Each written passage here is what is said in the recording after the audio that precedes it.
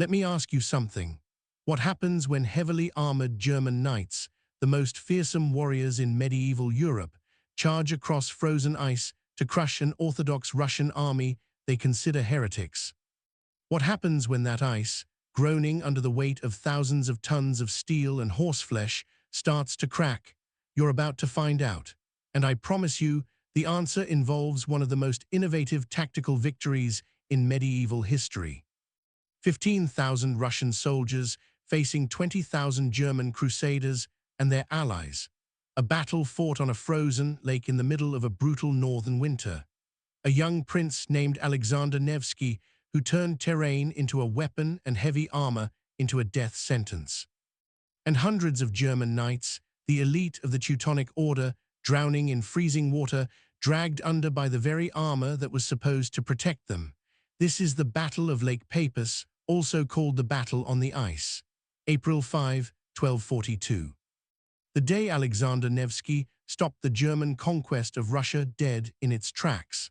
The day Western crusaders learned that Orthodox Russia would not be converted at sword point, and the day ice became a graveyard. This wasn't just another medieval battle. This was a clash of civilizations.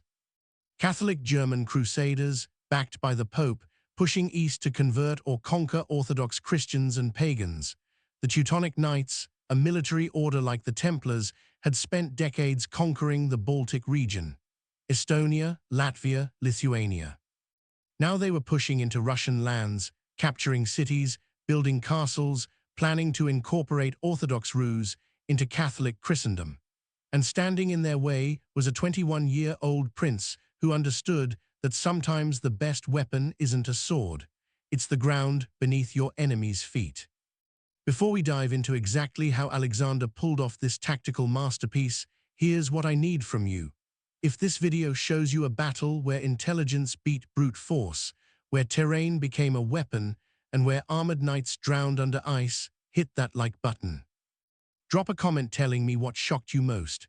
And subscribe, because we're telling the stories that prove warfare is about brains as much as swords. No oversimplified crusader narratives, no romanticized knights, just Alexander Nevsky outsmarting an enemy that thought they were invincible. That's all I'm asking. Now let's go back 782 years and watch Alexander turn a frozen lake into a killing field. To understand the Battle of Lake Peipus, you need to understand the Northern Crusades. While most people know about crusades to the Holy Land, fewer know about the Crusades in northeastern Europe. Starting in the late 12th century, the Pope authorized crusades against pagans in the Baltic region. German knights, particularly the Teutonic Order, led these campaigns. Their goal was to conquer, convert, and colonize. The Teutonic Knights were one of the great military orders. Founded during the Third Crusade, they'd shifted focus from the Holy Land to the Baltic by the early 13th century. They were professional warriors, trained from youth, bound by monastic vows, and equipped with the best armor and weapons money could buy. They fought as heavy cavalry, using the shock charge to break enemy lines, and they were incredibly successful. By the 1230s, they'd conquered Prussia, Estonia, and were pushing into Livonia and Lithuania. But the Teutonic Order wanted more. East of their territories lay the lands of Rus, the medieval Russian principalities. These were Orthodox Christian, not Catholic. To the Teutonic Knights and the Pope, Orthodox Christians were heretics, barely better than pagans. Converting them to Catholicism or bringing them under papal authority was considered legitimate crusading. So in the 1240s, the Teutonic Order, allied with Danish crusaders and Swedish forces, began pushing into Russian territory. The Russian principalities were in crisis. The Mongol invasions of 1237–1240 had devastated Rus. Cities were burned. Populations were slaughtered or enslaved. The Mongol horde now demanded tribute from Russian princes. Political unity was shattered. Each principality was focused on survival, not coordinating defense. The Teutonic Knights saw opportunity. With the Russians weakened and disorganized, conquest would be easy. Novgorod, in northwestern Russia, was one of the few principalities that had avoided Mongol conquest. It was a wealthy trading city, connected to the Baltic trade networks and fiercely independent. But in 1240–1241, Novgorod faced attacks from multiple directions. Swedes attacked from the north. Alexander Nevsky, Prince of Novgorod, defeated them at the Neva River in 1240, earning his surname Nevsky from that battle. But then the Teutonic Knights attacked from the west. In 1241, the Teutonic Order captured Pskov, a city allied with Novgorod. They installed a Catholic bishop, built fortifications, and used it as a base for raids deeper into Russian territory. Novgorod was next. The boyars, Novgorod's ruling class, panicked. They needed military leadership, but Alexander had left the city after political disputes with the boyars. He was in exile, so Novgorod's leaders swallowed their pride and sent messengers begging Alexander to return. Alexander Nevsky was young, probably in his early 20s. But he'd already proven himself a capable commander at the Battle of the Neva. He understood tactics, logistics, and politics. When Novgorod's delegation found him and begged him to return, Alexander negotiated. He wanted full military authority, resources, and political support. The boyars agreed. They had no choice. In early 1242, Alexander returned to Novgorod and began preparing for war. Alexander's first move was to retake Pskov. He assembled an army, maybe 10,000 to 15,000 men, a mix of Novgorod's militia, professional soldiers, and allied troops from other Russian principalities. In March 1242, Alexander besieged Pskov. The city's German garrison, outnumbered and isolated, surrendered after a brief siege. Alexander executed the German leaders and installed Russian administrators. Pskov was liberated, but Alexander knew this was just the beginning. The Teutonic Order would respond with a much larger force. They couldn't let the loss of Pskov go unanswered, so Alexander had to decide: defend Novgorod behind its walls or meet the Teutonic Knights in the field.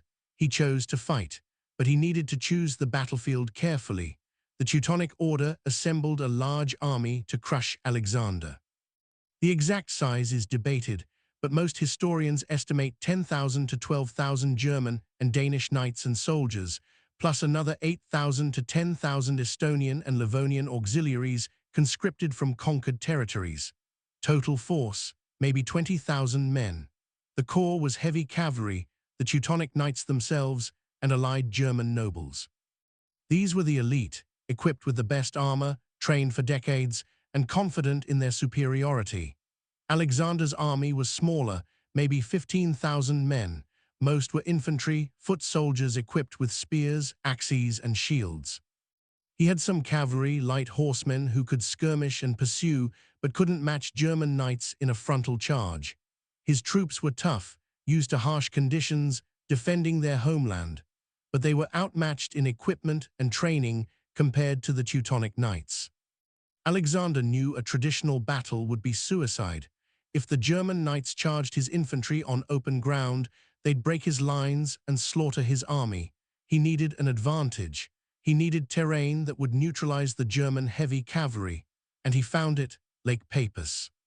Lake Peipus is a large lake on the border between modern Estonia and Russia. In April 1242, it was frozen solid. The ice was thick enough to support men and horses. Alexander's plan was audacious. He'd lure the Teutonic Knights onto the ice. His light-equipped troops could move easily on the slippery surface. The Germans, in full armor, would struggle, and if the ice cracked under their weight, the heavily armored knights would drown. The plan required precise execution. Alexander positioned his army on the eastern shore of the lake, near a place called Raven Rock. He deployed his infantry in a formation that looked weak and vulnerable, inviting attack. His cavalry he hid on the flanks, concealed by trees and terrain. The trap was set. Now he had to wait for the Germans to walk into it. On April 5, 1242, the Teutonic Knights' army approached Lake Peipus. Their scouts reported Alexander's army on the far shore. The Germans saw a smaller force, seemingly poorly positioned, on ice. Their commanders debated. Some advised caution. Fighting on ice was dangerous. Others argued this was the perfect opportunity to destroy Alexander's army in one decisive engagement. Confidence won, The Teutonic Knights decided to attack. The German heavy cavalry formed up on the western shore, thousands of armored knights on armored horses. The ground shook as they prepared to charge.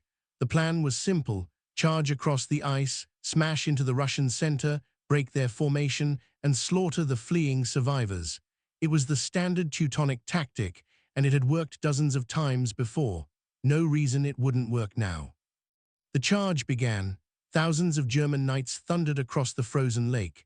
The sound was like an avalanche: hooves on ice, armor clanking, men shouting war cries. From Alexander's position, it must have looked terrifying: a wall of steel and horseflesh bearing down at speed. The Russian infantry in the center braced themselves. The impact was tremendous. The German knights smashed into the Russian center. Lances impaled men, horses trampled foot soldiers. The Russian center buckled under the pressure. Men fell back, fighting desperately, but the German charge had momentum. The Teutonic Knights pushed forward, confident they were winning. Their formation drove deeper into the Russian lines. This was exactly what Alexander wanted. The Russian retreat was planned. As the German knights pushed forward, they bunched up. Their formation compressed as they pursued the retreating Russians. Units lost spacing. Horses slipped on the ice, and the weight, thousands of tons of men, horses, and armor, concentrated on a relatively small area of frozen lake. Then Alexander sprang his trap. His cavalry, hidden on the flanks, charged out from concealment and slammed into the German flanks and rear. Simultaneously, the Russian infantry stopped retreating and counterattacked. The Germans, who thought they were winning, suddenly found themselves surrounded. The Teutonic Knights tried to respond. They were professional soldiers, trained for chaos, but the ice was treacherous. Horses couldn't maneuver properly. The slippery surface meant knights couldn't maintain formation. And the weight of their armor, which protected them in normal combat, became a liability. Knights in full-plate armor couldn't move quickly on ice. When they fell, they struggled to get back up. The Russian troops, lighter and more mobile, exploited this. They attacked from multiple directions, using spears and axes to pull knights from horses or kill horses to unhorse riders. A knight on the ground, in heavy armor on ice, was helpless. Russian soldiers would swarm them, stabbing through gaps in armor or simply holding them down until they could be killed or captured. And then the ice began to crack. The exact extent is debated by historians. Chronicle accounts, written decades later, claim massive sections of ice collapsed, drowning hundreds of German knights. Modern historians are skeptical, noting that chronicles exaggerated for dramatic effect, but something happened. Whether large sections of ice gave way or just localized cracking, the effect was psychological terror. Knights heard ice groaning and cracking under them.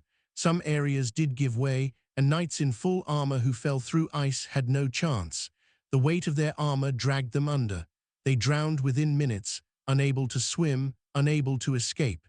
The psychological impact was devastating. German knights, who'd charged confidently minutes before, now panicked. Some tried to retreat back across the lake. Others tried to fight their way to shore. Units lost cohesion.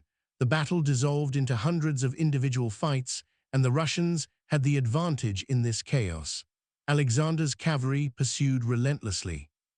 German knights trying to flee on ice were easy targets. Russian horsemen, lighter and more agile, caught them, pulled them down, and killed them. The pursuit extended for kilometers. Bodies and abandoned equipment littered the frozen lake. Blood stained the white ice red. By late afternoon, the battle was over. The Teutonic Knights' army was destroyed. Casualties are hard to estimate precisely.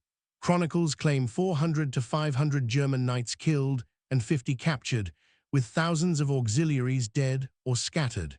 Modern estimates are more conservative, but even skeptical historians agree the Teutonic Order suffered a catastrophic defeat. More importantly, the psychological blow was immense. The invincible German crusaders had been humiliated by a young Russian prince on a frozen lake. Alexander returned to Novgorod a hero. The city erupted in celebration. He'd saved them from conquest, freed Pskov, and destroyed an army that threatened all of Rus. His reputation spread across the Russian principalities and beyond. He became a symbol of resistance against foreign invaders, both German crusaders and Mongol overlords. The Teutonic Order, reeling from the defeat, withdrew from Russian territory. They focused on consolidating their holdings in the Baltic. Plans to conquer Novgorod and expand into Orthodox Russia were abandoned. Lake Peipus had proven that Russians could and would fight back. The cost of conquest was too high. Let's analyze what actually happened at Lake Peipus. How did 15,000 Russians defeat 20,000 Germans and their allies? The answer is terrain, tactics, and psychology. Terrain first. Alexander chose to fight on a frozen lake deliberately. The ice neutralized the German heavy cavalry's main advantage: shock charge on solid ground. On ice, horses couldn't build speed properly, couldn't turn quickly, couldn't charge in tight formation without risking slips. The Germans' strength became a weakness, and the weight of their armor, normally an asset, became a liability when ice cracked. Tactics. Alexander used a feigned retreat to draw the Germans in, then surrounded them with flanking cavalry. This is classic tactical maneuvering, but executing it requires discipline. The Russian center had to retreat convincingly without actually breaking, then counterattack on command. That requires training and trust. Alexander's troops executed it perfectly. Psychology. The Germans were confident, possibly overconfident. They saw a smaller enemy on bad terrain and assumed easy victory. They charged without proper reconnaissance, without considering that ice might be a trap. That overconfidence led them into the killing ground. Once the trap closed, the psychological shock, combined with the terror of ice cracking, broke their morale. The ice breaking is the most debated aspect. Russian chronicles describe knights drowning en masse. German chronicles barely mention it or deny it happened. The truth is probably somewhere in between. Some ice likely cracked, especially where the heaviest concentration of knights bunched up. Some knights probably drowned. But the main cause of German casualties was the tactical encirclement, not ice failure. The ice breaking became a legendary detail that overshadowed the actual tactical brilliance. What's certain is that Alexander used terrain as a weapon. He understood that heavy cavalry on ice was vulnerable. He positioned his army to exploit that vulnerability, and he executed a complex tactical plan that required timing, coordination, and discipline. That's not luck. That's military genius. The human cost was significant. Hundreds of German knights dead, drowned, or captured. Thousands of auxiliaries killed or scattered. Russian casualties were probably lower, maybe a few hundred to 1,000, mostly from the initial German charge before the trap closed. But every death, German or Russian, was a man who died in freezing conditions, far from home, fighting over territorial and religious disputes. For the Teutonic Knights who drowned, death was particularly horrific. Imagine falling through ice in full armor. The water is freezing, near 0 degrees. You sink immediately, the armor too heavy to fight against. You can't swim. You can't remove the armor underwater. You have maybe a minute before hypothermia and drowning kill you. Panic, terror, and then nothing. That was the fate of knights who'd trained their entire lives for combat, only to die helpless in a frozen lake. For Alexander, Lake Peipus was the defining moment of his career. He was 21 or 22 years old. He won a major battle against one of Europe's premier military forces. His reputation was made. He'd go on to rule Novgorod and later Vladimir, navigating the complex politics of dealing with both Mongol overlords and Western threats. He'd become known as a pragmatist who knew when to fight and when to negotiate. But Lake Peipus remained his greatest military achievement. The battle had immediate and long-term consequences. Immediately, it ended Teutonic expansion into Russia. The order withdrew, focused on the Baltic, and never seriously threatened Novgorod again. This preserved Orthodox Christianity in Russia. If the Teutonic Knights had conquered Novgorod, they would have attempted forced conversion to Catholicism, as they did in Baltic territories. Lake Peipus stopped that. Long-term, the battle became a foundational myth in Russian national identity. Alexander Nevsky became a national hero, canonized as a saint by the Orthodox Church. The battle was commemorated in art, literature, and film. Most famously, Soviet director Sergei Eisenstein made a film, Alexander Nevsky, in 1938, using the battle as anti-German propaganda. The film is historically inaccurate in many details, but captures the mythic significance of the battle for Russian identity. The battle also influenced military thinking about terrain. Commanders studying Lake Peipus learned that terrain could be weaponized, that seemingly solid ground could become a trap, and that understanding local conditions was as important as troop numbers. It's one of the clearest examples of environmental warfare before the modern era. There's a question about the religious framing. Was Lake Peipus really a clash of civilizations, Catholic versus Orthodox, or was it a territorial conflict dressed up in religious language? Probably both. The Teutonic Knights genuinely believed they were spreading Christianity and serving God. Alexander genuinely believed he was defending Orthodox faith against heretical crusaders. But both sides were also fighting for land, resources, and political power. Religion provided justification and motivation, but the conflict had material causes too. The Teutonic Order's perspective is worth considering. From their viewpoint, they were civilizing barbarians and heretics. They'd successfully conquered pagan territories and brought them into Christendom. Russian Orthodox princes who allied with Mongol pagans looked like targets for conversion. Lake Peipus was, from their perspective, a setback, but not unjust aggression. Medieval holy war logic allowed this.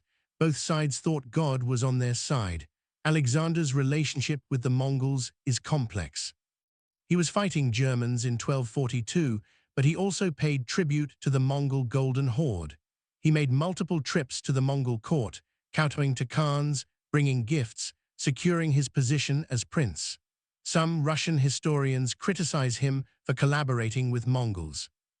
Others argue he had no choice. The Mongols were too powerful to fight.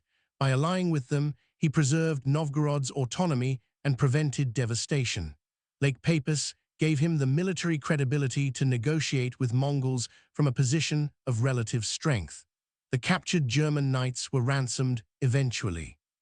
Medieval warfare had established protocols for prisoner treatment, especially for nobles. Knights were valuable, their families would pay ransoms. Alexander held them until payments arrived, then released them. Some prisoners converted to Orthodoxy and entered Russian service. Others returned west and never fought in Rus again. The battlefield today is difficult to pinpoint exactly. Lake Peipus is huge, and ice conditions change yearly. Russian and Estonian historians debate the precise location. Archaeological evidence is sparse. Weapons and armor from the bottom of a lake 800 years later are hard to find. But commemorative sites exist on both shores, and the battle is remembered by local populations. There's a modern geopolitical dimension. Russia invokes Alexander Nevsky and Lake Peipus as symbols of resistance against Western aggression. During the Cold War, the battle was used as propaganda against NATO. Even today, references to Alexander Nevsky appear in Russian political rhetoric when discussing relations with the West. This shows how historical memory can be weaponized for contemporary purposes. If you're still watching, I want your thoughts. Was Alexander's victory primarily tactical brilliance or lucky ice-breaking? Could the Teutonic Knights have won with different tactics? And how would Russian history have changed if Alexander had lost? Drop your answers in the comments. Let's debate this properly. And if this story showed you a battle where terrain became the decisive weapon, where a young commander outsmarted a more powerful enemy, hit that subscribe button. We are building a community that values tactical innovation over brute force, intelligence over numbers, and real history over myths. That's what we do here. Lake Peipus matters because it shows that military success isn't just about who has the bigger army or better equipment. It's about understanding conditions, exploiting enemy weaknesses, and having the intelligence to turn disadvantages into advantages. Alexander was outnumbered. His troops were less heavily armed. But he chose the battlefield, set the trap, and executed a plan that turned German strengths into liabilities. That's not just winning a battle, That's redefining what victory looks like. The lesson of Lake Peipus is that environments matter. Terrain, weather, local conditions, these aren't just background. They're factors that skilled commanders manipulate. Alexander didn't accept the battle the Germans wanted to fight. He created a battle where his lighter troops had the advantage. Modern military doctrine calls this shaping the battlefield. Alexander did it 800 years ago on a frozen lake. Now you know what happened at Lake Peipus. Not a mythical story where ice swallowed an army, but a carefully planned tactical victory where a brilliant young commander used terrain to offset numerical and technological disadvantages. You know why it mattered for Russian history, why the Teutonic Knights never conquered Novgorod, and why Alexander Nevsky became a legend. That's the real story. That's what we do here.